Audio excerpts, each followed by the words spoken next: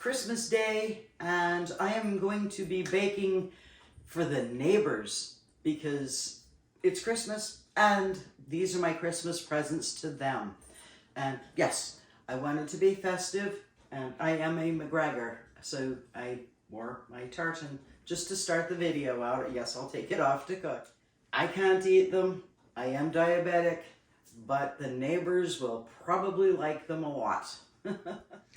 This recipe requires a cup of milk, a cup of lukewarm water to dissolve 2 packages of yeast in, a half a cup of butter, a half a cup of sugar, 6 or 7 cups of flour, 2 beaten eggs, they're yet to be beaten, 1.5 teaspoons of salt. I'll get to the fillings after the dough has risen. For now, let's go scald some milk.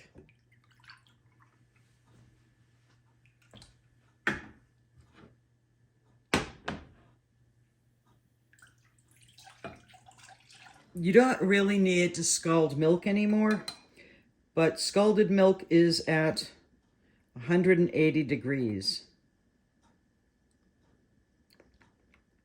1/2 cup of butter,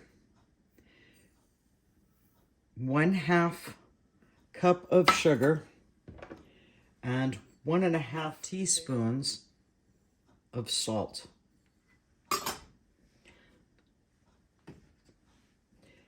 To this, and there's no reason to scald milk anymore because of pasteurization, and you just mix this together.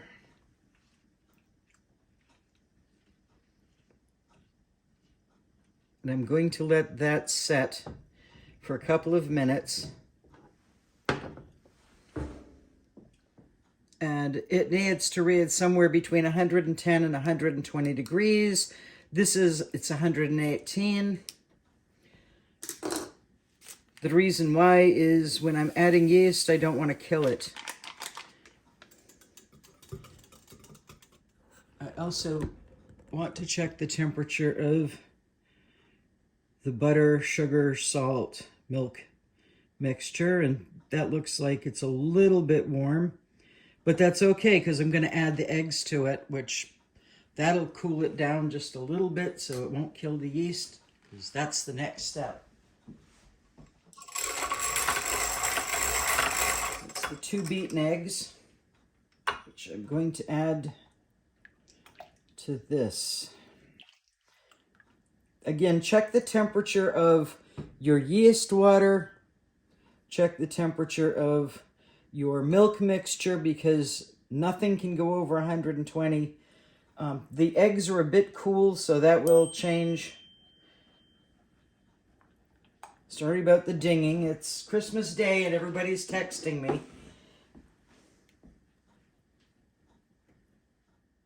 You don't want it so hot that it's going to cook the eggs. But again, I want to check. Whoops, might turn the thermometer on. So that's right at 120. And I'm going to add yeast. The bowl's a bit warm, so I'm taking it out of this bowl and I'm putting it into a different one.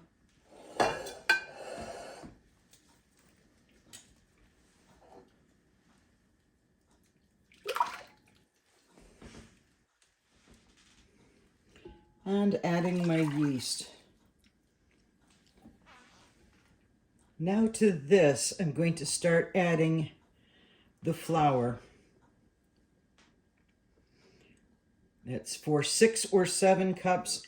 I'd rather go less if I can. So.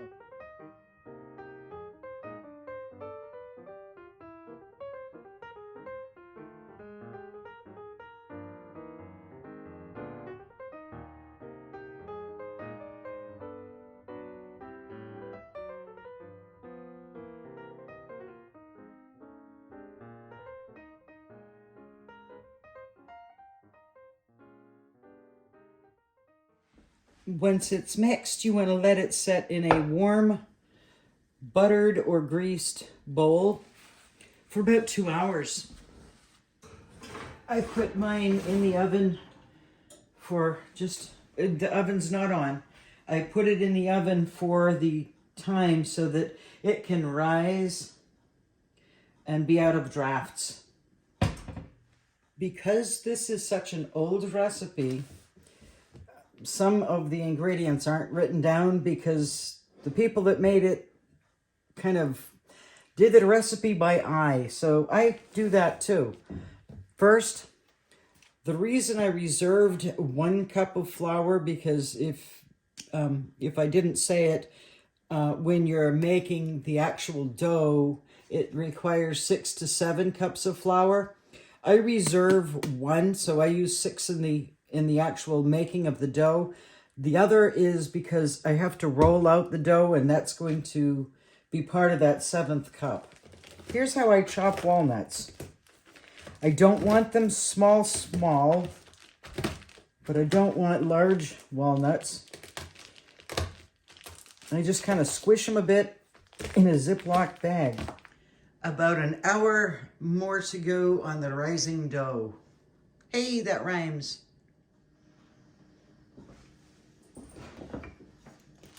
Just a tip. I've already crushed these pretty much to where I want them, but I'm going to show you a little thing. And this is not my best rolling pin, but if you take a rolling pin and you just kind of roll it over a baggie, you get a more uniform sized walnut or pecan. Another tip is this recipe is heavy on butter, so it's, not a health food. But if you melt a stick of butter and then put it in a dish, put it in the refrigerator until it looks like, sort of like that, where it's just a softened butter. It's also good if you're decorating things that do use butter. It's just an easier way to get your butter room temperature or soft so that you can spread it. Right now I'm mixing raisins and cinnamon in a bowl.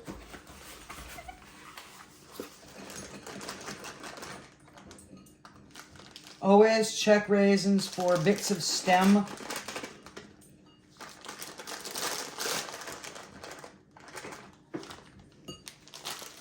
Remember, I said everything was done by eye. There really wasn't anything proper written down. So about a tablespoon of cinnamon. Whoops. Not on the table. And you fluff that around a bit.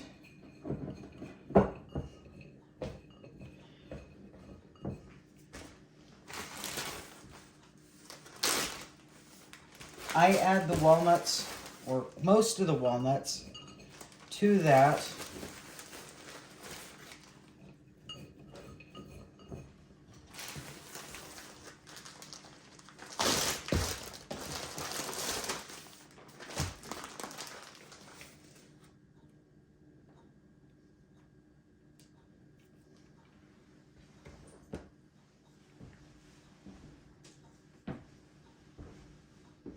I'm going to punch it.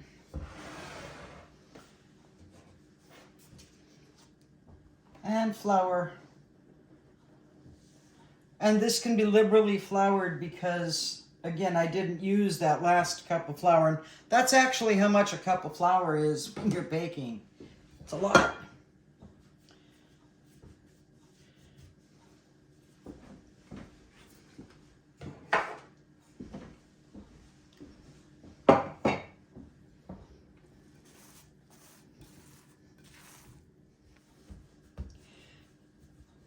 This needs to be rolled out pretty quickly before the dough starts to get chilly.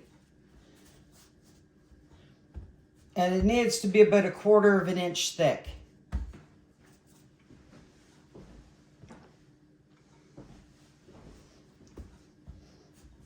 Had to step away to make sure the camera was actually filming. And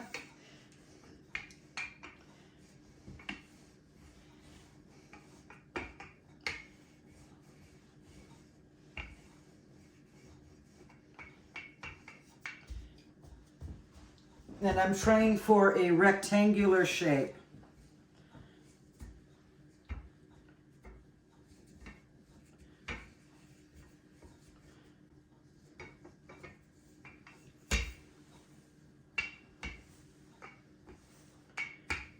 Again, you need to go pretty quickly because the yeast is still going to have to rise for another hour. On that, slather butter.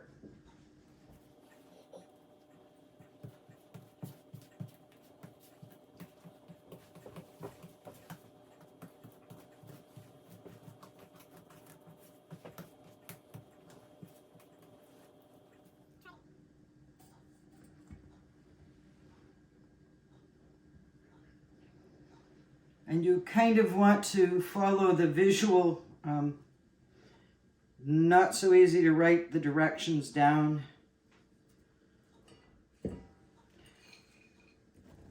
Sprinkle with your nut, raisin, cinnamon mixture.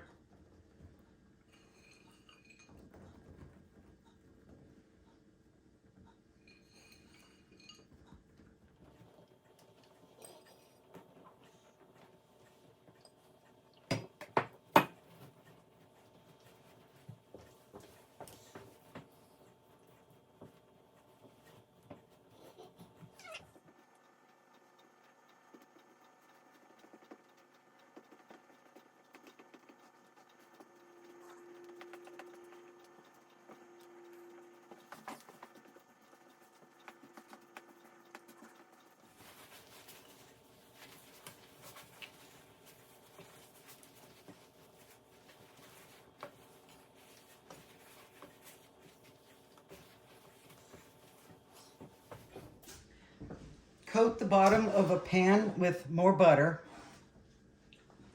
With a sharp knife,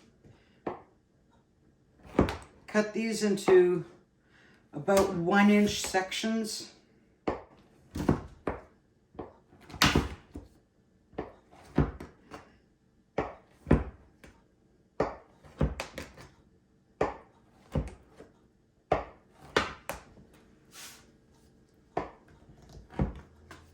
Place them on your tray.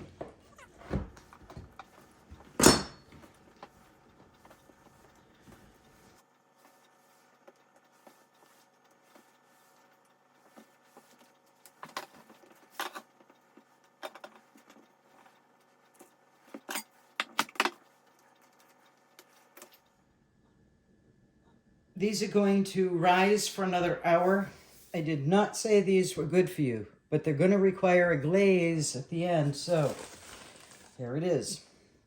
1/2 cup of confectionery sugar.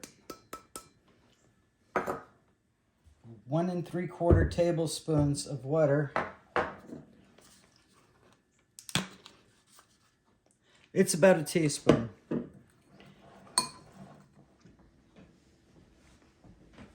As I've said before, I rise my my bread in my oven. My oven is not on.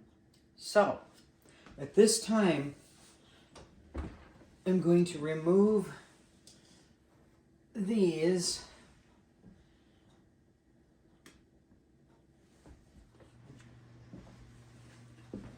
Heat your oven to 375 degrees. And when that is ready, I'm going to pop this back into the oven for about 20 minutes.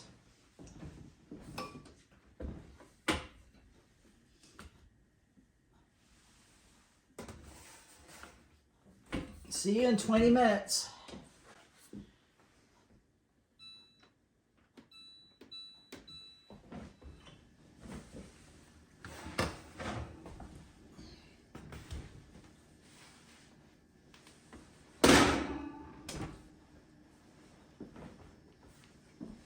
You glaze.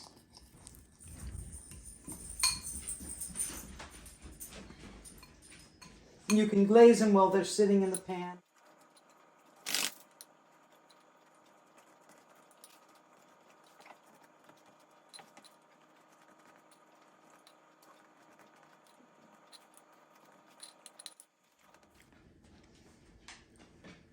There they are.